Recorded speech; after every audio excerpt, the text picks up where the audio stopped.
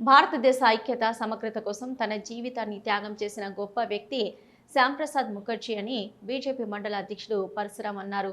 కోట్ల మంది కార్యకర్తలకు నిరంతర మార్గదర్శకుడు డాక్టర్ శ్యాంప్రసాద్ ముఖర్జీ జయంతి సందర్భంగా భారతీయ జనతా పార్టీ బోయిన్పల్లి మండల శాఖ ఆధ్వర్యంలో ఆయన చిత్రపటానికి పూలమాలలు వేసి నివాళులర్పించారు. ఈ సందర్భంగా అధ్యక్షులు పరశురాం మాట్లాడుతూ స్వతంత్ర భారత రాజకీయ ఆకాశంలో సిద్ధాంతరహిత రాజకీయాలు, స్వార్థ, పదవి వ్యామోహ వాదల కారు మబ్బులు కమ్ముకున్న ఆ తొలి దశ దినాలలో ఒక మెరుపు మెరిసి మాయమైంది.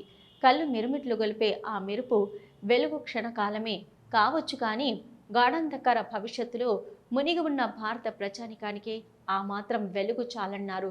భారతీయ జనసంఘం అనే వాస్తవమైన సైద్ధాంతిక రాజకీయ పథాన్ని కనుగొనడానికి స్వతంత్ర భారత రాజకీయాలకు ఒక నూతన దిశను, నూతన లక్ష్యాన్ని ప్రసాదించిన ఆ మెరుపే డాక్టర్ శ్యాంప్రసాద్ ముఖర్జీ అని కొనియాడారు. అనంతరం మొక్కలను నాటారి. కార్యక్రమంలో జిల్లా కౌన్సిల్ సభ్యులు ఊదరి నరసింహాచారి, మాజీ మండల అధ్యక్షులు గుడి రవీందర్ రెడ్డి, స్వామి కుమారు, చిలుముల రమేష్, బూత్ అధ్యక్షులు మెరుపుల గంగాధర్, రాచల రాజేశం, కళ్యాణ అనిల్, రజనీకాంత్, రామానుజం, సావన్పల్లి అనిల్, నాయిని నాగరాజు, నాయకులు, కార్యకర్తలు పాల్గొన్నారు.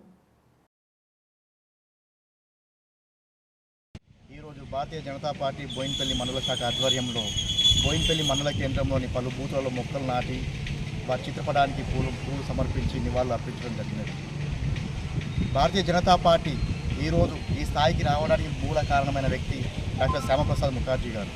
డాక్టర్ శ్యామప్రసాద్ ముఖర్జీ గారు స్వాతంత్రోద్యమం అనంతరం భారతదేశానికి స్వాతంత్ర్యం వచ్చిన తర్వాత కలలు కన్న స్వరాజ్యాన్ని నిర్మించుకునే అప్పటి ప్రభుత్వం పూర్తిగా ధ్వంసమవుతుంది, విఫలమవుతుందన్న నేపథ్యంలో డాక్టర్ శ్యామప్రసాద్ ముఖర్జీ గారు అప్పటి ప్రభుత్వంలో మంత్రిగా పనిచేస్తూ అప్పటి ప్రభుత్వం పైన వ్యతిరేకతతో బయటికి వచ్చి జనసంఘ్ను స్థాపించడం జరిగినది.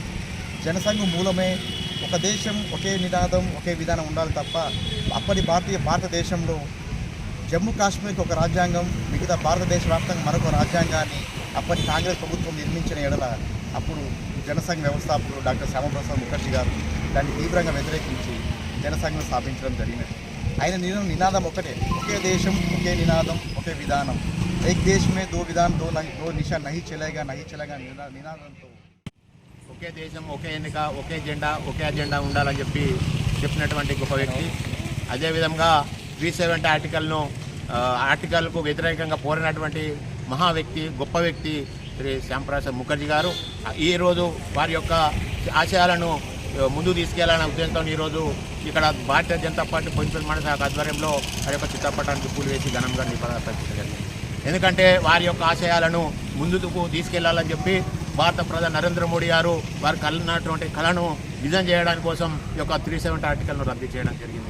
ఇప్పుడు ఒకే జెండా, ఒకే అజెండా అనే నినాదంతో ఎక్కడ భారతదేశంలో ఒకే జెండా ఉండాలి, ఒకే నినాదం ఉండాలని చెప్పినటువంటి శ్యాంప్రసాద్ ముఖర్జీ గారు వారు ఆత్మ బలిదాన దివాసులో మనం చేసుకోవడం జరిగింది. ఎందుకంటే వారికి జయతుంది తప్ప వర్ధంతి లేదు. ఎందుకంటే